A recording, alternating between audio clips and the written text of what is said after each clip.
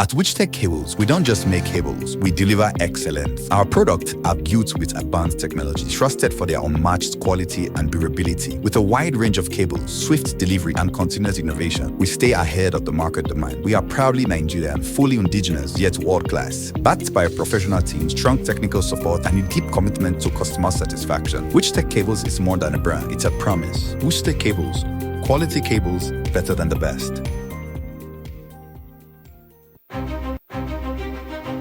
At Erojim Shoe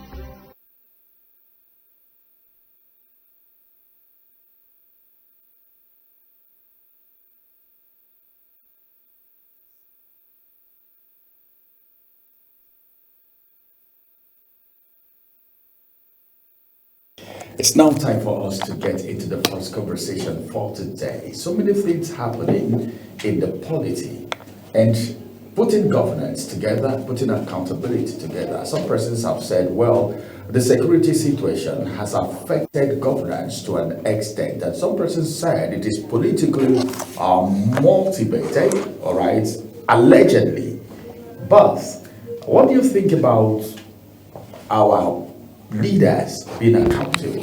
Today we'll look at this conversation, and we'll have our guest who's going to be joining us, who is a political and security analyst, as we do justice to the topic of the day, which is governance and accountability, as we analyze Nigerian leaders' mode of operation.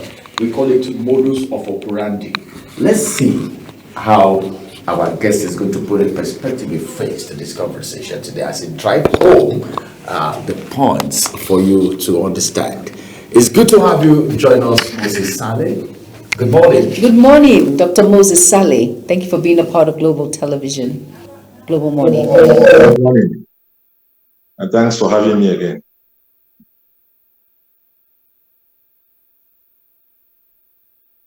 You know, almost every Nigerian have a perspective, all right? They have a perception and their perspective to everything that is happening in the country.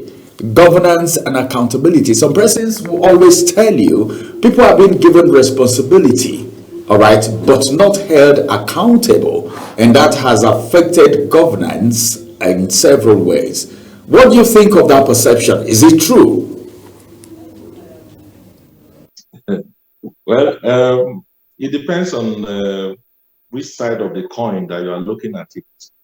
But if you ask me personally, I would say that some leaders, I won't generalize and say all of them.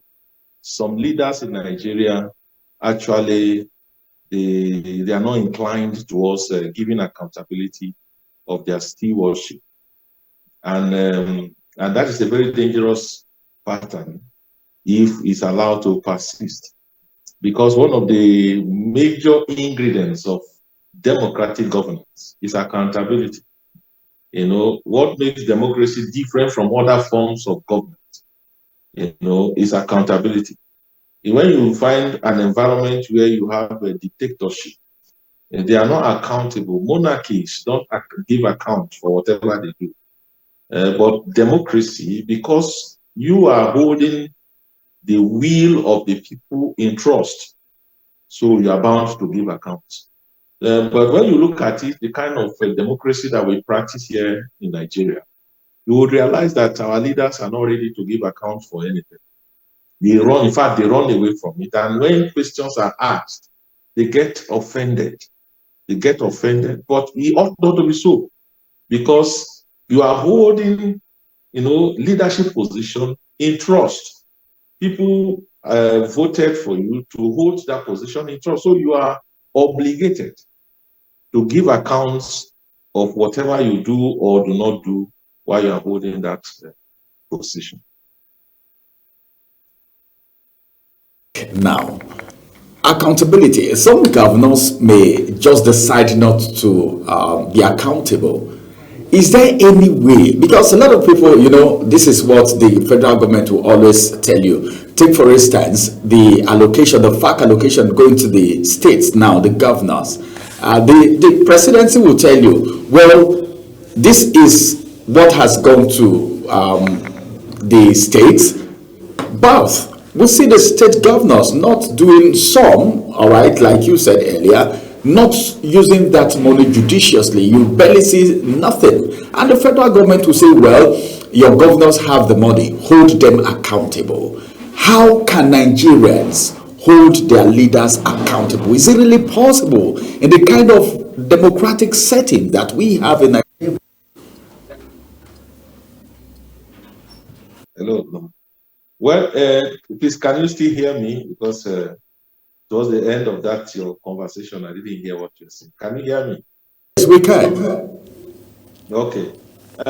Actually, you see, when you talk about governance accountability in Nigeria, it's a very, very topical issue to be discussed, because it's one of the major problems we are having in our democratic journey. It's one of the major problems. Our leaders claim to be Democrats, but actually they are not. They are autocrats, because they are not willing to give accounts for whatever they do. And going back to your question in terms of financial accountability, it's just an aspect of it. There are other layers of accountability that are even much more important. When you go to established democracies, when you talk about town halls meeting, it's a time for accountability. We have such structures embedded in our democratic practice here, but they are never activated because they run away. Once someone is elected into an office, you may not see that person again until when elections are coming around. Then he will come and say, I want to give our empowerment here. I want to do this here. I want to do that here. And they do that because they want the votes. The moment they get the vote and the election season is over, you won't see them again. They won't give you, they won't account for whatever they have done in 4 years, even in a year, even in 6 months. But it ought not to be. And also, if you look at the other flip, the citizens themselves are also culpable in this same thing. Because when people are looking for a position, they do all manner of things. They buy votes. On election day, they give you money to sell your vote. And the moment you do that, you are no longer, they can never be accountable to you because they knew that they bought the vote from you. So the only contact they had with you was to get your vote in exchange for their money. And the moment that transaction takes place, they are no longer accountable with whatever they do with public funds or public resources, whatever they do by abusing rights of citizens, they will never give account because they believe they actually acquired the vote that you gave them. So if citizens can stop selling their votes and begin to make demands on what our leaders do in office, that is how to build a society. And that is how to hold your government accountable. Because if you sell your vote while they are looking, the election campaigns will soon start. You'll see all manner of things flying around. Salt, rice, this and that. All this is to induce you. Even on election day, you see cash all over the place in different currencies. By the time they acquire the vote from you, they are no longer accountable. They become more arrogant and they become much more deeper in corruption because they begin to steal public funds with the justification that they have already paid for the votes that brought them to office. So if you are looking for accountability and you want your leaders to account for the leadership position, they are holding a trust for you, then you have to refrain yourself from inducement. You have to refrain yourself from, selling your votes to them. And the moment that is done, then you can now call for accountability. And then they will now be able to respond. I want to ask a follow-up question to that when you talk about accountability. Now, with the harsh reality of Nigeria at the moment, when it comes to increment in transportation, inflation, poverty, unemployment, we see all of these things. And for most people, it's when it boils to election, it's a time where I have to get what I can at that point. I have to grab, because if I don't get what I can get from that particular politician, I won't ever see him again. So for them, that's a way of, accumulating what they can get at that point. Do you think vote buying will ever stop when it comes to electional process? Thank you very much. Even if the vote buying would never stop, I think the onus is with the citizens, because in an election day, on election day, for instance, if you look at the number of turnouts, that is registered voter turnout, is very low compared to our population. If 50% of registered voters will turn out on election day to cast their ballots, I can guarantee you that the politicians don't have what it takes to buy all the votes. They don't have it. They don't have the capacity to buy every vote. If 50 million people turns out in a presidential election, no matter what they have stolen, no matter how much they have prepared, they will not be able to buy everybody. But few people comes out on election day. Few people turn out on election day. Please, can you hear me? So few people turn out on election day and cast their ballot. So those few people becomes much more easier for them to go for the buy, and they begin to induce them with money. But if the masses comes out on election day to cast their ballot, and I can guarantee you those that they will induce to buy will be a few number. So for citizens to be able to hold their leaders to account, they must participate in the electioneering process, irrespective of whatever is happening. Because if you are looking for democratic means as a means of instituting the right leaders in positions across, you must participate. And if you did not participate, you made the thing much more easier for those who want to entrench themselves in office. If you sit back, because what we have observed over time is that many of us, we do not participate. And because we didn't participate, we only wait back and see when they begin to roll out their policies and all that, and they are not favorable. Then you begin to cry, then you begin to complain, then you begin to argue, then you begin to say all sorts of things. But when you have the opportunity to do what is right, you refuse to do it. On that day, you are at home watching your television, reading your papers, going through your phone. You did not go to cast your ballot. You did not wait and ensure that your ballot is counted.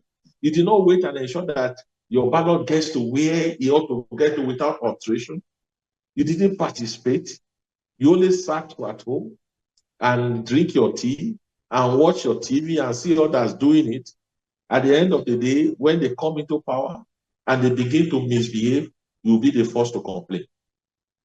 So citizens also, they are guilty of this accountability spectrum, because it is a two-way thing. When citizens participate in putting people in office, then they have the right to demand for what you have done with the resources available to you, for what you have done with how you have managed their communities, managed their states, managed the country. But if you refuse to participate in this process that brings them in, then you cannot really demand for accountability. But notwithstanding, where we are today, we have a window to change the narrative. And what is that window?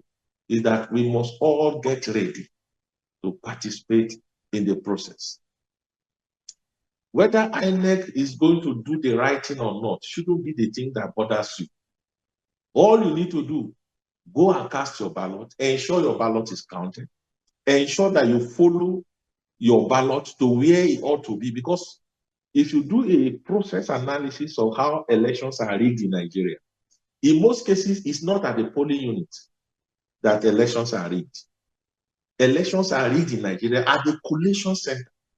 Most of the mutilations that you see is at the collation center. So, but when you follow your ballot to the ward collation center, and your ballot and your result sheet that was obtained from the polling unit is what was presented at the ward level, then you follow it to the local government. Because this is the point. The rigging point is ward and the local government centers. That is where the rigging point is. Because what they get at the state level is actually what comes from the local government. So if you have what it takes, you go to the state collation center and ensure that the result that is presented is what was taken at your polling unit and at your collation center. That's a ward level and local government before you get. But once you get to the state, between the state and the federal, it is most likely that they cannot tamper with it any longer, because it has gone through the means of the polling unit, the ward level, the local government, the state, then from state to the federal.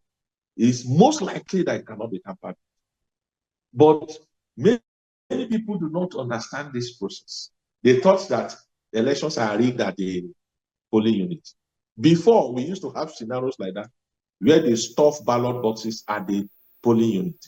But the introduction of the beavers and the other electronic devices that they are using to do accreditation has reduced that significantly.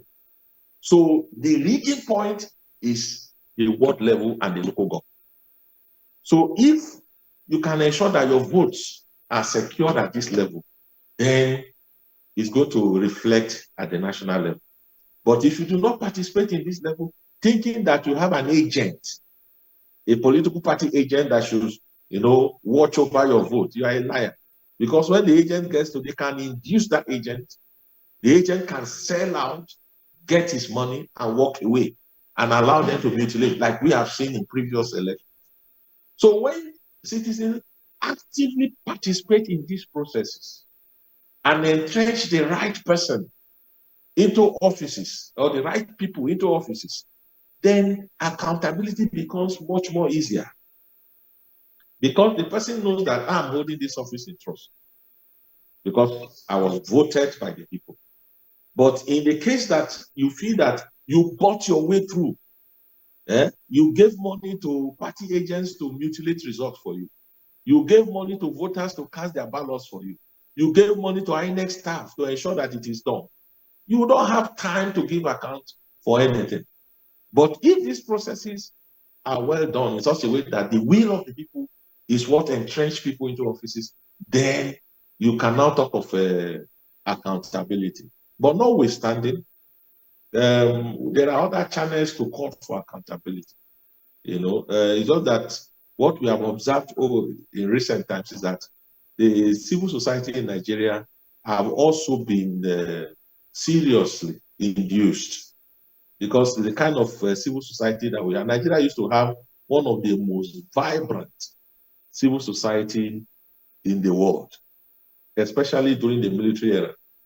But in our democracy, one thing or the other, when they begin to coach the leaders of these groups, you realize that their strength has been significantly weakened. And this is where we expect them to have the loudest voice. This is where, because this is democracy, freedom of expression, freedom of association is entrenched in our constitution. So we expect the civil society to be much more vocal, because they are the tool for accountability. They are the ones that should demand for accountability, because they are the ones that stand between the citizens and those in office.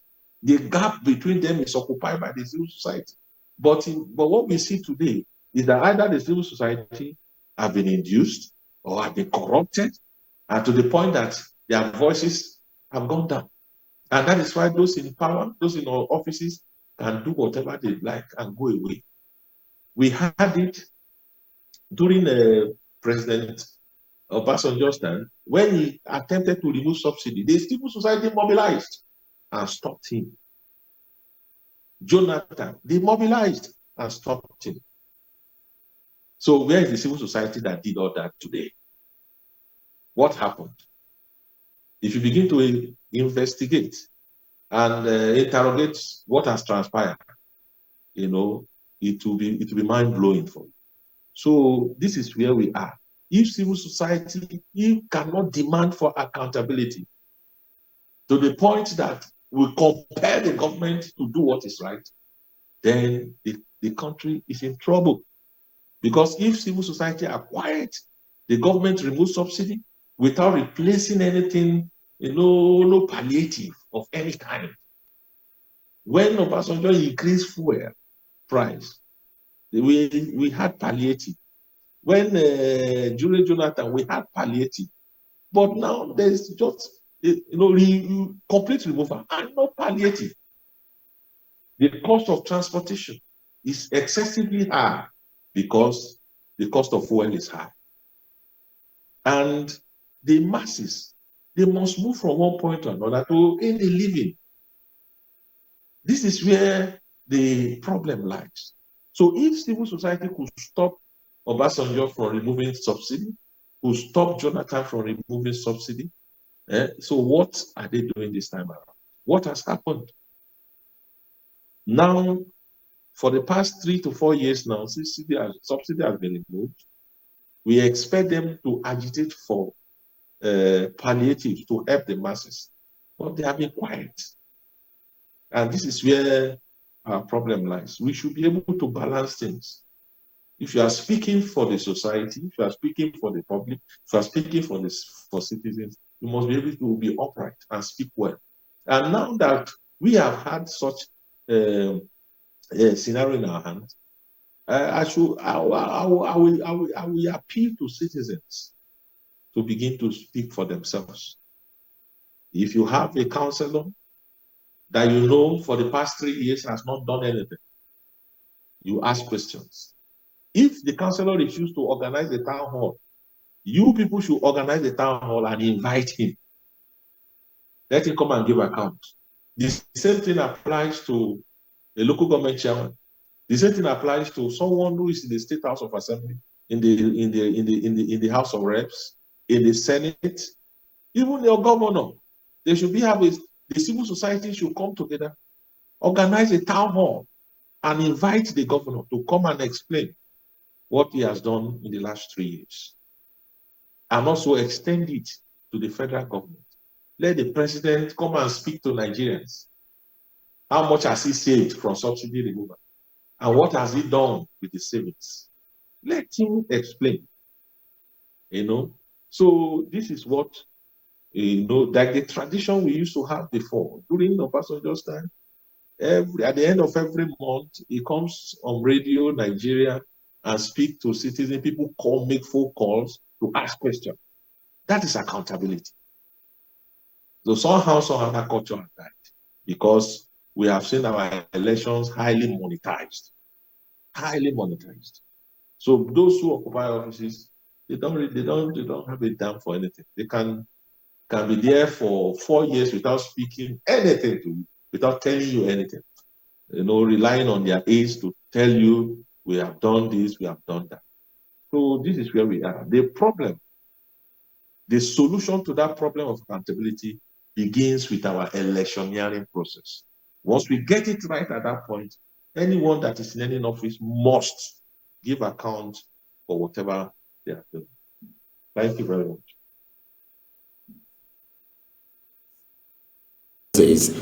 Now, you just said something very vital, talking about the civil society organization. We know of Serap, who has been suing, taking people or people in authority to court and all of that. Then you've talked about the citizens putting up a town hall meeting to invite their leaders so they can ask questions, even though if the leaders don't organize the town hall meeting. Now, let's look at the Nigerian leaders' mode of operation, and that brings us to where you mentioned balance. As a matter of fact, the executive, legislature, and the judiciary is supposed to there is supposed to be a check and balance. Remember, the senators are representing senatorial districts. The House of Rep are representing their zones too. Don't you think, are those people living up to their expectation as it has to do with proper representation? If yes, how? If no, why? All right. Thank you for that question. When you want us to focus on maybe on the National Assembly in terms of holding the government to account for certain things, something just happened recently, talking about the fake agency that they are talking about. And some few individuals, both in the House of Reps and and in the Senate, raised motions on try to set up a committee or a panel to investigate what happened, and they were shut down. Something of a national embarrassment of that nature. The Senate, the House of Reps say no, that they cannot do anything about it. It's surprising. It's surprising. Because, and again, if you look at it at the other flip, it's not also surprising, because there is this common saying that when you want to know the masquerade that dances very well, you look at the first step. These leaders that are, holding these positions in the House of Reps and the House of and the Senate, how did they emerge? How did they emerge? Nigerian Senate and House of Reps used to be one of the most vibrant, even in this Fourth Republic. When Gani Naaba, blessed memory, was the Speaker of the House of Reps, when Chuba Okadibo was the Senate President, we saw what the Assembly, we saw what they did. They were able to put the executive in their place. They were able to checkmate every policy, every pronouncement. They were able to checkmate the executive, no matter how strong. You can see, because, and if you investigate, why were they able to do that? Because they chose those people as their leaders. They chose, Gani Naaba was chosen by the members. Okadibo was elected by the Senate, not imposed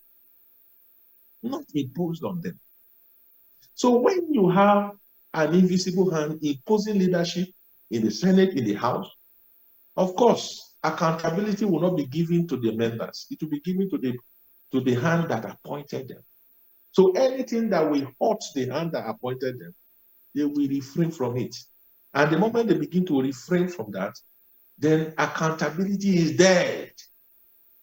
Accountability is dead. So, like I said, what applies to citizens electing their leaders is also applicable to the state houses of assemblies, to the Senate, and to the House of Reps. If they can avoid any form of promises or inducement or intimidation or coercion in terms of selecting who should be there as their leaders, then we'll get it right. And that is why I said, all starts with the citizen. If the citizens, elect the right people, in spite of any form of inducement from politicians, they go ahead and cast their ballot for the right people, and the right people congregate in these houses, they will elect the right leadership. If they elect someone and the person is not doing what they want, they get rid of the person and bring someone in. That is what accountability does. If you are not accountable, they get rid of you. But you can see, for the past 3 years, we have crop of leaders in these assemblies, in the Senate and in the House of Reps. They don't allow accountability, yet they are still there. So this is where the problem lies. It begins with the electioneering. If you want to, that is one of the biggest advantages of democratic rule is accountability. When you go to climes where these things work, you will appreciate democracy more. You will appreciate democracy more.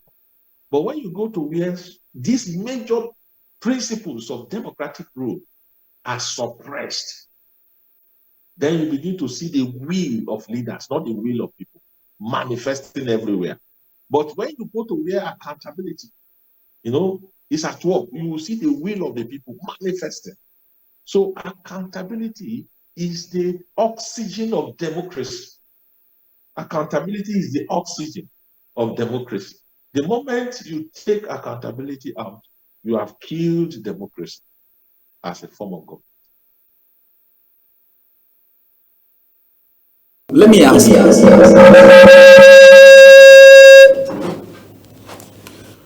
ask a question now. I'm going to take you to Oyo State a little bit, because you mentioned the issue of probe while you were talking, when you first started, while you were talking about the fake agency thing.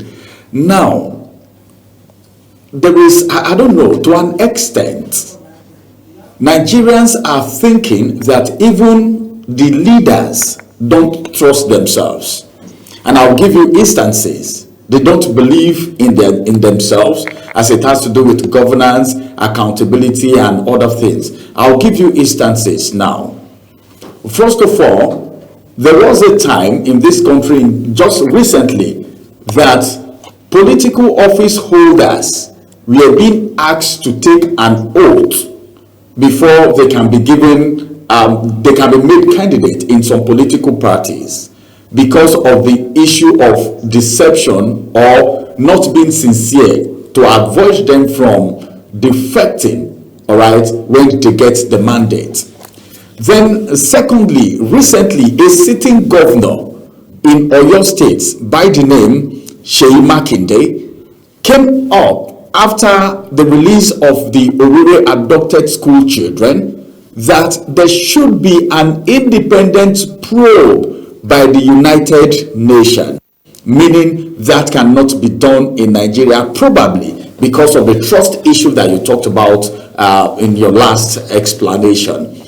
What do you think about this as it has to do with the system that we have in Nigeria? Well, you see, all these things that you just raised are the symptoms of systems or lack of accountability in our public institutions. When public institutions are not accountable, then you begin to see such manifestation everywhere. Like, let's take it one after the other. Talking about the issue of the fake agency that is ongoing. Such issue should be investigated at all levels, especially when someone has come out to indict some persons, some institutions about the existence of what they call as fake agency. For instance, the 2026 budget, the agency has allocation there. And which institution debated, scrutinized, and passed the budget? The House of Reps and the Senate. So they have been indicted. Then he mentioned the name of the Chief of Staff to the President as the person that signed his appointment letter. And as well, he pays about 400 million naira to secure the appointment. That is another issue. The third one is that the agency has an account with CBN, like every other institution of government. They have both naira, dollar, pounds, and other accounts with CBN. So if you say the agencies are it's a fake agency, how did they get to open account with CBN? Are there no requirements for opening account with CBN? Those requirements, were they met by that agency? It's a question. The fourth one is that they were given an office space at the Federal Secretariat, whereby they employ staff of close to 300 people working there. These 300 people that they are working there, for the number of months that they worked, were they not paid salaries? Who allocated office space to them? So these are questions that ordinary citizens cannot answer. It's only institutions of government like the Senate or House of Reps that can open that kind of can of worms, whereby these institutions can now come with evidence of documents submitted to them and say this was what made us to do this. Like the CBN will come and explain, why did you open an account for such institution that is illegal? Then they will now prove to you that the institution is not illegal, that they submitted social documents which qualify them to open account. But in a bid to cover up the dust, they try to run away from it. That is the major flaw in our democratic government. For an institution like the Senate and the House of Reps running away from this type of issue is a major flaw. It's a major flaw. Because what was their excuse? That the ICPC is already investigating it, so we cannot do that. No. Whatever they do in terms of their investigation is to support whatever ICPC is doing. Because the Senate has what it takes to invite the CBN governor to come. The ICPC may not. Even though if they do that, he may send even a representative to go and answer them. But in the Senate, he will come and testify. And every other institutions, like the secretary to the government of the federation, that is in charge of the federal secretariat, or head of service, these individuals can respond to the invitation of the Senate or House of Reps and come and explain who gave them the authority to allocate office space to this agency. But you see, they don't want to give account because it's a messy situation. We understand, but you don't run a country in that manner. And democracy, like I said, the oxygen of democracy is accountability. In anywhere democracy is at work, and accountability is not at the heartbeat, that democracy is suffocating. That democracy is suffocating.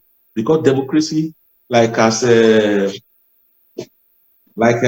former prime minister of Britain said, they said that democracy is the worst form of government, but is yet to see any form that is better than it.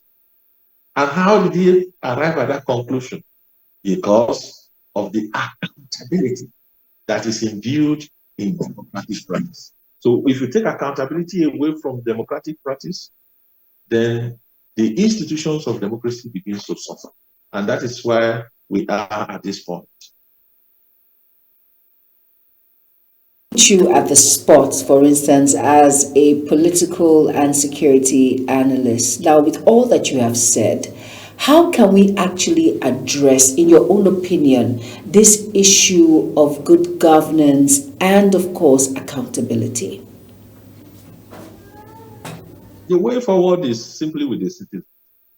Because if the citizens can overcome the divide and rule tactics that leaders bring to them and begin to elect people that are credible, people that have capacity and the competence and the character to do what is right in and out of office, then you now begin to see those changes begin to show. When you go to countries where things have changed, this is what happened. For instance, when you go to Singapore, when Lee Kuan Yew became the Prime Minister of Singapore, their situation